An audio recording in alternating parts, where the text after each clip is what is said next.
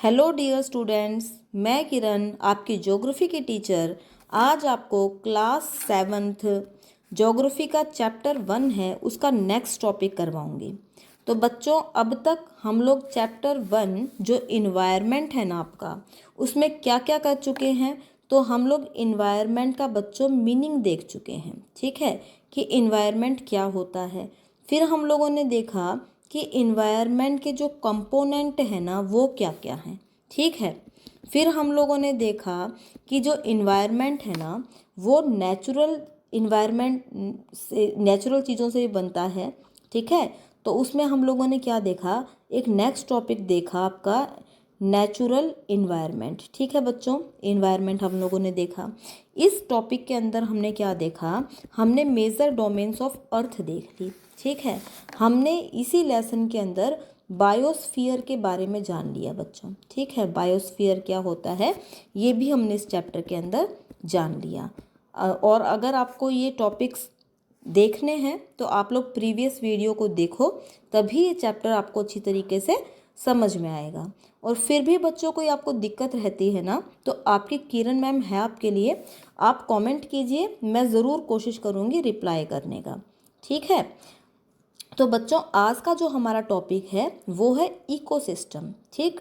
तो इकोसिस्टम क्या होता है बच्चों, जितने भी आपके लिविंग ऑर्गेनिज्म है ना, लिविंग ऑर्गेनिज्म है, वो दूसरे लिविंग ऑर्गेनिज्म, जो अदर लिविंग ऑर्गेनिज्म है ना, उनके ऊपर क्या है, इंटरडिपेंडेंट है, वो उनके ऊपर डिपेंडेंट है। दूसरा लिविंग ऑर्गेनिज्म है, जैसे एक मनुष्य है वो दूसरे मनुष्य के सहयोग के बिना नहीं रह सकता, ठीक है क्या। और क्या है कि जो आपका एक लिविंग ऑर्गेनिज्म है ना, लिविंग ऑर्गेनिज्म में केवल बेटा मनुष्य ही नहीं, जैसे आपके एनिमल्स हैं, तो एनिमल्स किसके ऊपर डिपेंडेंट है अपनी आवश्यकताओं की पूर्ति के लिए, वो आपके प्लांट्स पे डिपेंडेंट है, ठीक है क्या।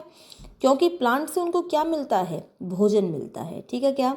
और जो प्लांट्स हैं वो एनिमल्स पे डिपेंडेंट हैं, क्यों, क्योंकि प्लांट्स को ग्रो करने के लिए CO2 चाहिए, और जो आपको CO2 है वो कहाँ से मिलती है, आपके एनिमल्स से मिलती है, ठीक है ना बेटा।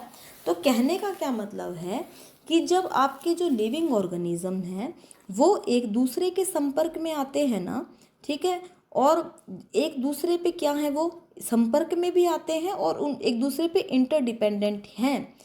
एक के बिना दूसरे का जो जीवन है वो पॉसिबल नहीं है। तो इसी इंटरडिपेंडेंस को हम लोग इकोसिस्टम कह के पुकारते हैं बच्चों, ठीक है। तो फिर अब इसको पढ़ें क्या हम लोग। तो क्या है इकोसिस्टम, आपको पूछेंगे what do you mean by ecosystem, तो आप क्या कहोगे, it is a system formed by interaction of all living organism with each other and with physical and chemical factor of environment in which they live।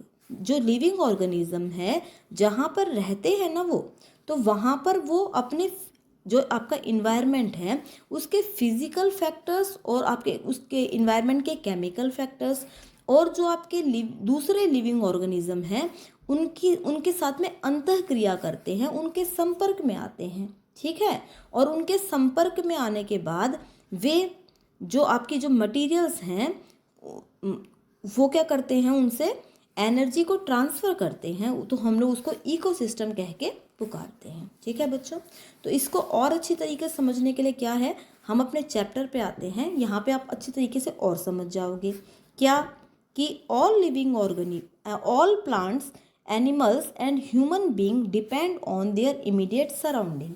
जितने भी plants हैं बच्चों, animals हैं, human being हैं, वो अपनी सराउंडिंग से क्या है बच्चों, वो अपनी सराउंडिंग के प्रति क्या है, डिपेंडेंट है। मतलब ह्यूमन के चारों ओर जो भी चीज़ें हैं ना, या प्लांट कह लें, एनिमल कह लें, ह्यूमन बीइंग कह लें, उनके चारों ओर जो भी कुछ है ना, वे क्या होते हैं, उनके ऊपर डिपेंड रहते हैं। Often they are also interdependent on each other, या फिर हम ऐसे भी कह सकते हैं कि सारे लिविंग ऑर्गेनिज्म हैं वो एक दूसरे पे क्या है, इंटरडिपेंडेंट है।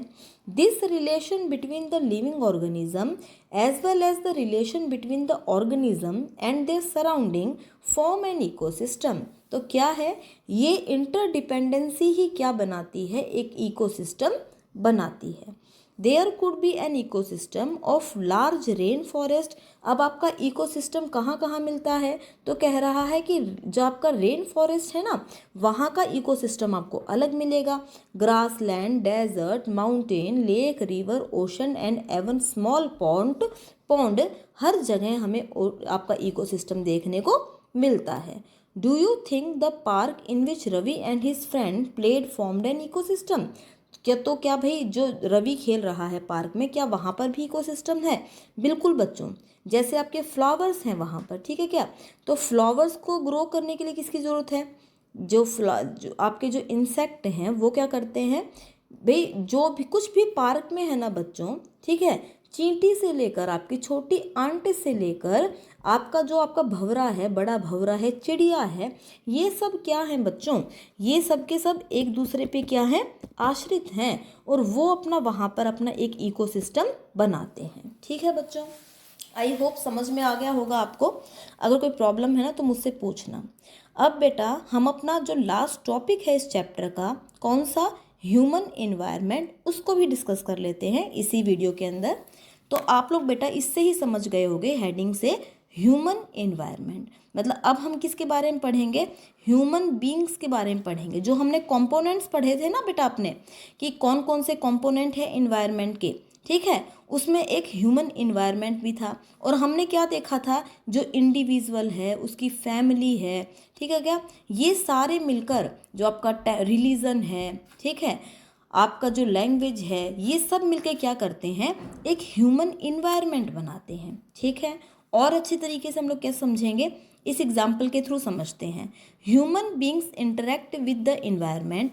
जो ह्यूमन बींग्स है ना, वो किसके संपर्क में आते हैं, किससे अंतःक्रिया करते हैं, अपने इन्वायरमेंट से, and modify it according to their needs. और वो अपने इन्वायरमेंट को अपनी ज़रूरतों के हिसाब से क्या कर देते हैं, परिवर्तित कर देते हैं, मॉडिफाई कर देते हैं। ठीक है, अर्ली ह्यूमंस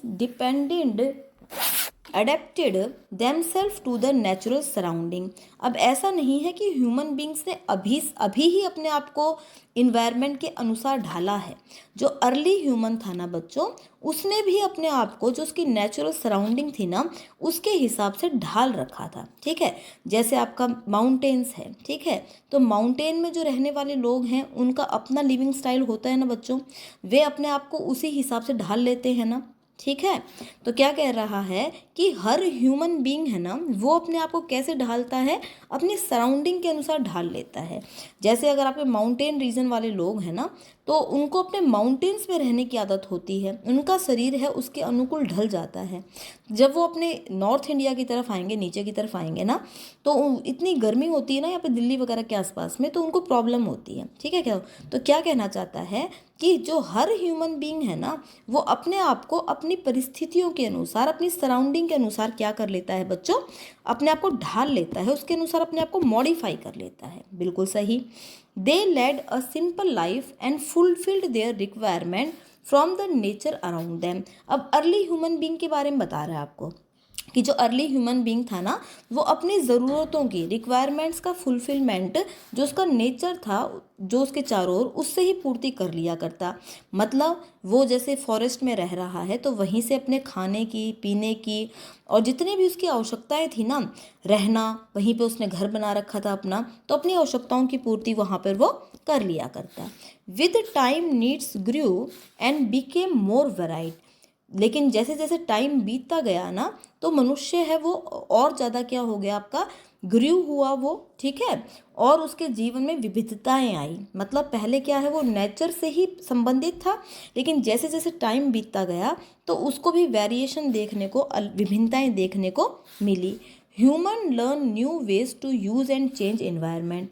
मनुष्य ने अलग अलग तरीके सीखे और इन्वायरमेंट को चेंज किया।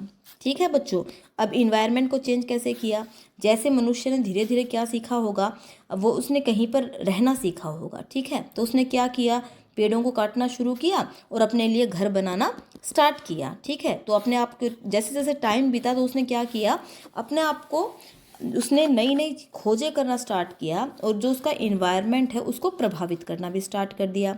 दे लर्न टू ग्रो क्रॉप्स। जो ह्यूमन बीइंग है, अर्ली ह्यूमन बीइंग था, उसने अब क्या लगाना सीखा बेटा, क्रॉप्स लगाना सीख लिया, फसलें उगाना सीख लिया।